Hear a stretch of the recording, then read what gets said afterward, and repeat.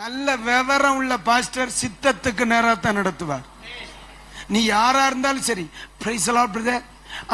8 மணிக்கு கூட்டத்துக்கு 11 மணிக்கு மாப்பிள்ளை வருவார். ராஜா, நான் உண்மை பார்க்கிறேன்.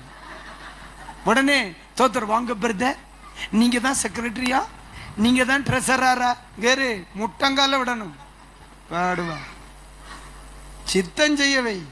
அல்ல பணக்காரனா இருக்கு, கலெக்டர் ஆபீஸ்ல, டாக்டர் ஆஸ்பத்திரியில, வாத்தியார் பள்ளிக்கூடத்துல, சபையில கிடையாது. சபையில ஒரே காரியம், அவருக்கு பிள்ளைகள். சபையில ஒரே பங்குதாம்னே. இப்ப சில சபையில நீங்க எப்படின்னு தெரியல, கொஞ்சம் வசதி உள்ள வந்துட்டோம்னா ஆரம்ப ஜெபம் அவனுக்கு, ஆசீர்வாத ஜெபம் அவன் பஞ்சாதிக்கு, முடிவு ஜெபம் அவன் அம்மாவுக்கு. யார்? டாக்டர்.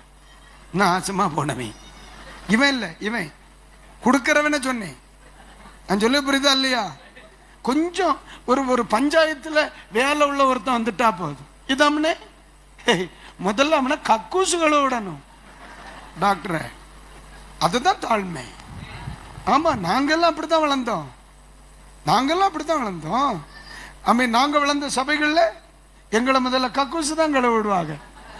நான் பிஹெச்டியா பூச்செடியா கக்கூச கழுவில.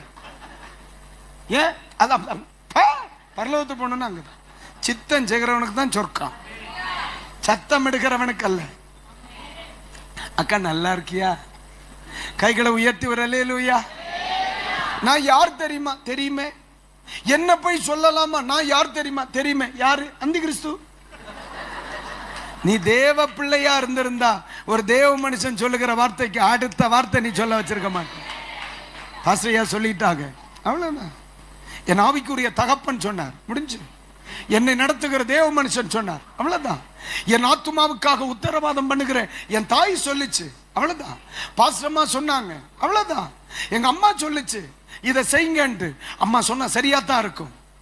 அதுதான் வெற்றி, அதுதான் ஆவிக்குரிய வாழ்க்கை. எத்தனை பேருக்கு நான் சொல்றது புரியுதுனே? அதான் சொல்றேன். தேவையில்லாம ஒத்த வார்த்தை விசுவாசிகள்கிட்ட பேச நிக்கப்படாது. நம்மிடத்தில் இருந்து வருகிற ஒவ்வொரு வார்த்தைக்கும் அமை ஸ்தோத்திர அர்த்தம் இருக்கும்னே. 1000 அர்த்தம் இருக்கணும். அளவா பேசணும். சித்தம் சைலண்ட், ஜெபம் சத்தம். எப்பவுமே சைலண்டா இருக்க பழகணும். சைலண்டா இருக்க பழகணும். ரொம்ப வைலண்டா ஆகப்படாது. கைகளை உயர்த்தி வரலையா சொல்லுங்க.